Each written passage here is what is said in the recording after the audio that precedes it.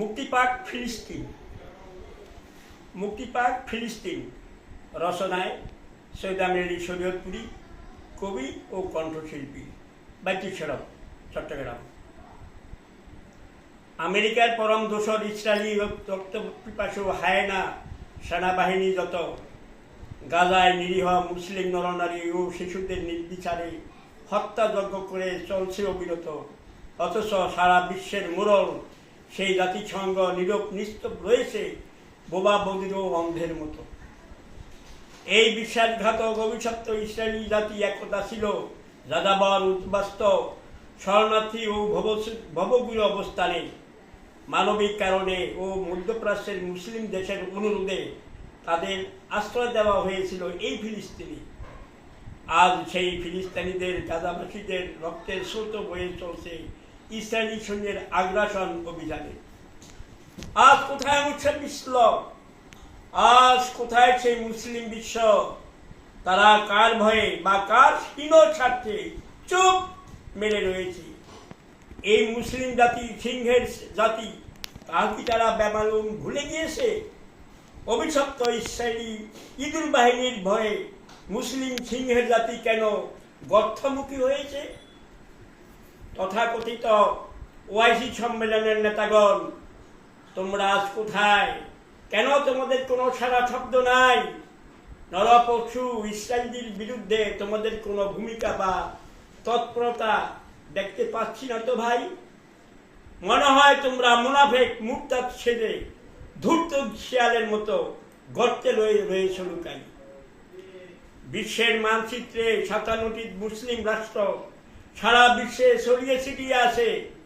আমি শরীয়তপুরী অতীব বিস্ময় ও হতবাক হয়ে প্রশ্ন করি তাদের কাছে, ইসরায়েলি বর্বর বাহিনীর বিরুদ্ধে কোনো পদক্ষেপ না নেওয়াটার পিছনে কি রহস্য আছে? মুসলিম বিশ্বের মুকুটধারী সৌদি বাদশাহ এবং তার প্রশাসন কেন আজও নীরব নিশ্চুপ? কেন তারা সিংহের মতন গর্জে ওঠে না? কোন পরাশক্তি তাদের মুখে দিয়েছে কুলুপ? সৌদি বাদশাহ ও তার সরকার কি দেখতে পায় না গাজায় মুসলিম নরনারী ও শিশুদের মরা লাশের স্তূপ? নারায়ে তাকবীর, আল্লাহু আকবার বাক্যটিতে মুসলমানের হৃদয়ের স্পন্দন, ইমানি ও বিপ্লবী স্লোগান। তাদের ইমানি আকীদার মূল মন্ত্র হল পবিত্র কোরআন সুন্নাহর বিধান। তাই আসু ফিলিস্তিন ও গাজাতে ইনশাআল্লাহ উঠতে দেখা যাবে স্বাধীনতা ও বিজয়ের নিশান। হে আল্লাহ, তোমার আরশে আযীম, কোরআনুল হাকিম ও নবী করিমের উসিলায় ফিলিস্তিনিদের জানমাল তুমি করো হেফাজত। নমরুদ, ফেরাউন, হাম্মান ও সাদ্দাতের মতো অভিশপ্ত নরপশু ইসরায়েলি বাহিনীকে চিরতরে এই দুনিয়া থেকে করে দাও উৎখাত। তোমার করুণা মক্কা মদিনার উসিলায়, আকসা এবং আসন্ন পবিত্র হজের উসিলায় তুমি শরীয়তপুরীর দোয়া ও কবুল করো শরীয়তপুরীর মোনাজাত। আজ ফিলিস্তিনি, গাজাবাসী ও মুসলিম জনগোষ্ঠী একজন মুসলিম লৌহ মানবের জন্য কাঁদেন। তিনি ছিলেন বিশ্ব শতাব্দীর নিখিল ধরণীর শ্রেষ্ঠ বিপ্লবী মুজাহিদ, নাম তার ওসামা বিন লাদেন।